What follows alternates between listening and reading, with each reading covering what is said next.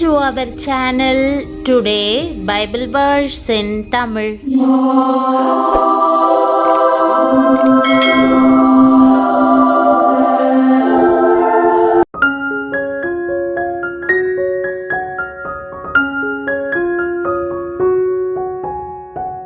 இன்றைய வசனம் சங்கீதம் 119 113. கிறிஸ்துவுக்குள் பிரியமானவர்களே, நம்முடைய ஆண்டவரும் இரட்சகருமான இயேசு கிறிஸ்துவின் வல்லமையுள்ள நாமத்தில் உங்களை வாழ்த்துகிறேன். வீண் சிந்தனைகளை நான் வெறுத்து உமது வேதத்தில் பிரியப்படுகிறேன் என்ற வசனத்தை இன்று நாம் தியானிப்போம். மனிதனுடைய எல்லா செயல்களும் சிந்தனையில்தான் ஆரம்பிக்கின்றன. சிந்திக்கிறான், பேசுகிறான், பின்பு செயலாற்றுகிறான். சிந்தனை பரிசுத்தமாயிருந்தால் செயல்களும் பரிசுத்தமாயிருக்கும். சிந்தனையில் தெளிவும் ஞானமும் இருந்தால் அவனுடைய வாழ்க்கை இனிதானதாய் அமையும்.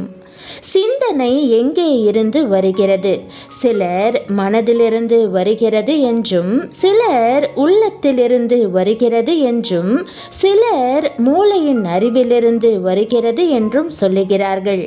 திட்டமும் தெளிவுமாய் இங்கிருந்து தான் வருகிறது என்று வரையிட்டு யாராலும் சொல்ல முடியாது. ஆனால் இந்த சிந்தனைகள் மனிதனை செயலாற்ற ஏவுகிறது. ஒருவனுக்கு அவனுடைய சிந்தனையை அடக்கியாள தெரிய வேண்டும். சிந்தனை மனதின் வேர் போல இருக்கிறது. வேர் நன்றாக இருந்தால்தான் மரம் செழிப்பானதாக இருக்கும். இன்றைக்கு ஜனங்கள் விருதா காரியத்தை சிந்திக்கிறதினாலே தீங்கு செய்ய தீவிரிக்கிறார்கள். சிலருக்கு விபச்சார சிந்தனைகள் இருக்கிறதினாலே கர்த்தரை விட்டும் ஜீவ மார்க்கத்தை விட்டும் வழி விலகி போகிறார்கள்.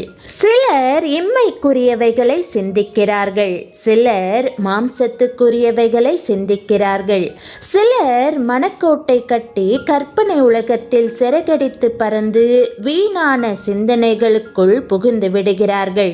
வேதம் சொல்லுகிறது, தேவனை அறியும் அறிவை பற்றி கொண்டிருக்க அவர்களுக்கு மனதில்லாதிருந்தபடியால் தகாதவைகளை செய்யும்படி தேவன் அவர்களை கேடான சிந்தைக்கு ஒப்பு கொடுத்தார். கல்லூரியில் படிக்கிற ஒரு மாணவன் வீணான சிந்தைக்கு இடம் கொடுப்பான் என்றால் கடைசியில் காதல் என்ற மாய வலையில் சிக்கி படிப்பையும் எதிர்காலத்தையும் நாசம் பண்ணி கொள்ளுகிறான்.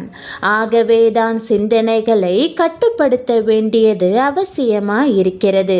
ஒரு பஸ்ஸை ஓட்டிக்கொண்டு செல்லுகிறவர் தன்னுடைய உயிருக்கும் தன்னுடைய பஸ்ஸிலே பிரயாணம் பண்ணுகிற பிரயாணிகளின் உயிருக்கும் தானே பொறுப்பானவர் என்பதை உணர்ந்து மிக கவனமாக பஸ்ஸை ஓட்டிக்கொண்டு செல்ல வேண்டும். எங்கேயோ சிந்தனைகளை பறிகொடுத்து எதையோ எண்ணிக்கொண்டு ஓட்டினால் விபத்துக்கு அது வழிவகுக்கும். உயிர் சேதங்களும் ஏற்படும். ஆகவேதான் சிந்தனைகளை நேராக்கி ஒருமுகப்படுத்த வேண்டியது அவசியம். இன்றைக்கு அநேகர் அக்கிரம சிந்தனைகளுக்கு இடம் கொடுத்து கொண்டிருக்கிறார்கள்.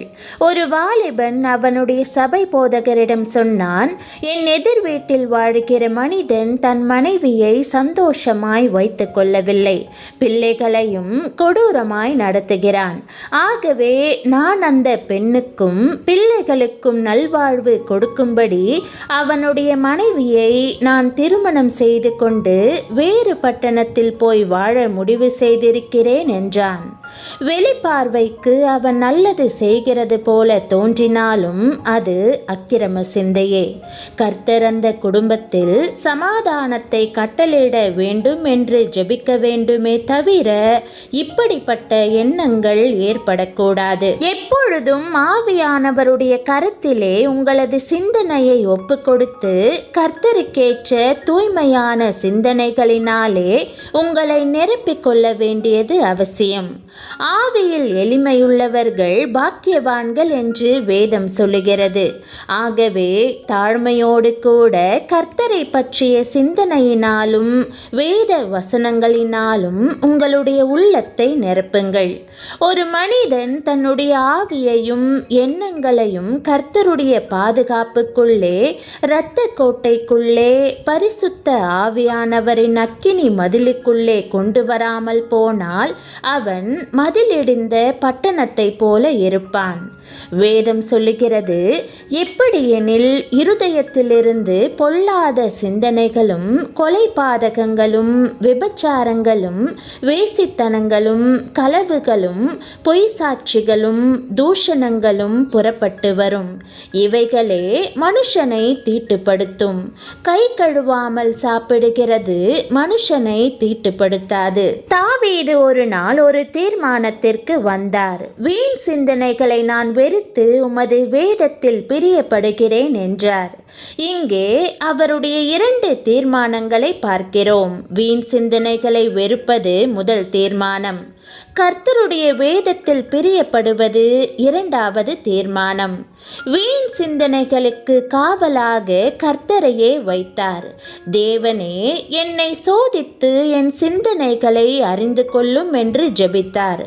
இயேசு பரிசேயர் சதுசேயர் ஆகியோரின் சிந்தனைகளை கூட அறிந்தவராயிருந்தார். பேதுரு தேவனுக்கு ஏற்றவைகளை சிந்தியாமல் மனுஷருக்கு ஏற்றவைகளை சிந்தித்தபடியினால் கர்த்தர் அந்த சிந்தனைகளை கடிந்து கொண்டார். தீமையான சிந்தனை வரும்போதெல்லாம் ஆவியானவர் அந்த சிந்தனைகளை தடுத்து நிறுத்தி பரலோக சிந்தனையை கொண்டு வருகிறார். வேதம் சொல்லுகிறது, மாம்ச சிந்தை மரணம், ஆவியின் சிந்தையோ ஜீவனும் சமாதானமுமாம்.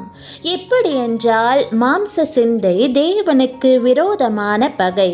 அது தேவனுடைய நியாயப்பிரமாணத்துக்கு கீழ்ப்படியாமலும் கீழ்ப்படியக்கூடாமலும் இருக்கிறது.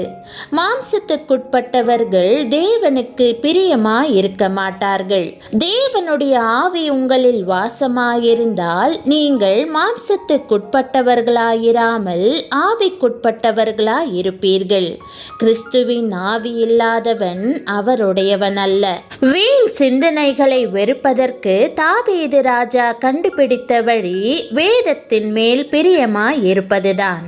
வேதத்தை வாசிப்பதும் தியானிப்பதும் வேத வசனங்களின்படி வாழ்க்கையை அமைத்துக் கொள்வதும் வீண் சிந்தனைகளை உங்களை விட்டு அகற்றும். வேத வசனங்கள் எல்லாம் பரிசுத்த ஆவியானவரால் அருளப்பட்டிருக்கிறது. அவை ஆவியும் ஜீவனுமாய் இருக்கிறது. வேத வசனங்களை தியானித்து சிந்திக்கும் போது எல்லா புத்திக்கும் மேலான தேவ சமாதானம் உங்கள் இருதயங்களையும் உங்கள் சிந்தைகளையும் கிறிஸ்து இயேசுவுக்குள்ளாக காத்துக்கொள்ளும். ஜெபம். அன்பின் பரலோக பிதாவே, வீணான சிந்தனைகளையும் பொல்லாத சிந்தனைகளையும் என்னை விட்டு அகற்றும். என் சிந்தனைகளை சீர்படுத்தும். நன்மையானவைகளை சிந்திக்க உதவும். சோதனை நேரங்களில் பாவத்தில் விழுந்து விடாதபடி யோசேப்பை போல பாவத்திற்கு விலகி சோதனைகளை கடந்து வரும்படியான பலத்தை எனக்கு அருளும். என் ஆவி, ஆத்துமா, சரீர பலப்படுத்தும். உம்முடைய மகிமைக்காக நான் எழும்பி பிரகாசிக்க எனக்கு உதவி செய்யும். என் சரீரத்தையும் சிந்தையையும் காத்துக்கொள்ளும். இயேசுவின் நாமத்தில் ஜெபிக்கிறேன் நல்ல பிதாவே, ஆமேன். தேவனுடைய நாமம் மகிமைப்படுவதாக. ஆமேன்.